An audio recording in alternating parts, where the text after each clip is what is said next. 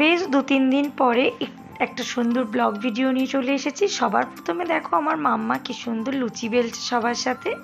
হ্যাঁ, আমার বাড়ির কোনো একটা অনুষ্ঠান নয়, এটা হচ্ছে আমার কাকাতো বোনের বাড়িতে গিয়েছিলাম, তার মেয়েরই জন্মদিন ছিল। তো ঘরোয়াভাবেই একটা অনুষ্ঠান করার আয়োজন করেছি, তো সেটাতেই আমরা পার্টিসিপেট করছি। আর মাম্মা এখানে লুচি বেলছে, সবাইকে এখানে কচুরি বানাতে দেখে ও ভীষণ ইমপ্রেস হয়ে গেছে। তো ও বলছে আমিও বানাবো। তো ওর আশপাশে এগুলো সব দিদারাই বসে রয়েছে, তো ওর সঙ্গে ওরা মজা করছে।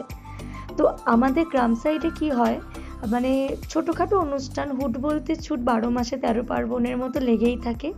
বাড়িতে তারা নিজেরাই কিন্তু খাবারটা বানিয়ে নিয়ে, মানে ওদের কাছে 60-70 জনের খাবার বানিয়ে নেওয়া, মানে আমাদের বলছি না, মানে মা কাকিমাদের 60-70 জনের খাবার বানিয়ে নেওয়াটা জাস্ট ইজি ব্যাপার। বিশেষ করে আমার কাকিমার কাছে তো একদমই তাই। তো মেনুটা আগে বলে দিই, কেননা গল্প করতে করতে স্কিপ করে যেতে পারি।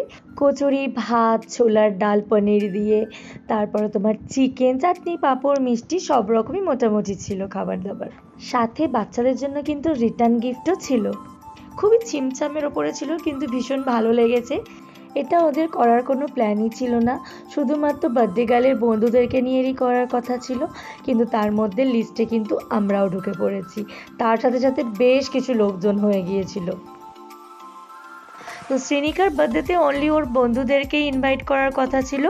তারপরে ওর আবদার ছিল যে না, মাসিদেরকেও বলবে। তাই জন্য আমার বোন তো আসতে পারবে না অতটা দূর থেকে, বোন একটু দূরেই যেহেতু থাকে, যেহেতু আমার বাড়ির কাছাকাছিও থাকে, বাইকেই যাওয়া যায় কিছুক্ষণের মধ্যে, সেজন্যই কিন্তু আমাদের বলেছিল। আর ওর নিজের মাসিকেও ইনভাইট করেছিল। তো সবাই মিলে বেশ জমজমাটি একটা সন্ধে কাটিয়েছি। ছোটদের এই ছোট ছোট জন্মদিনগুলো, ছোট হোক বা বড়, ছোটদের কাছে কিন্তু এরা আনন্দ উপভোগ করতে ভীষণ ভালোবাসে। বাচ্চারা কিন্তু ভীষণভাবে খুশি হয়। আমার মাম্মা তো ভীষণ এনজয় করে যে কোনো বার্থডে অ্যাটেন্ড করতে।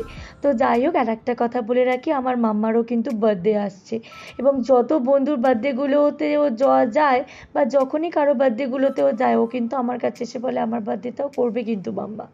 তো তারপরে মাম্মাকে বললাম একটু বাইরে চল তো, একটু ভিডিও করি। কিন্তু হঠাৎ করে এই জল শামুকগুলোকে দেখে ভয় পেয়ে গেছে। ছোটোবেলাতে আমরা যখন স্কুলে যেতাম, কত স্মৃতি ছিল এই জল শামুকের নিয়ে, এসব তো এখন দেখাই যায় না।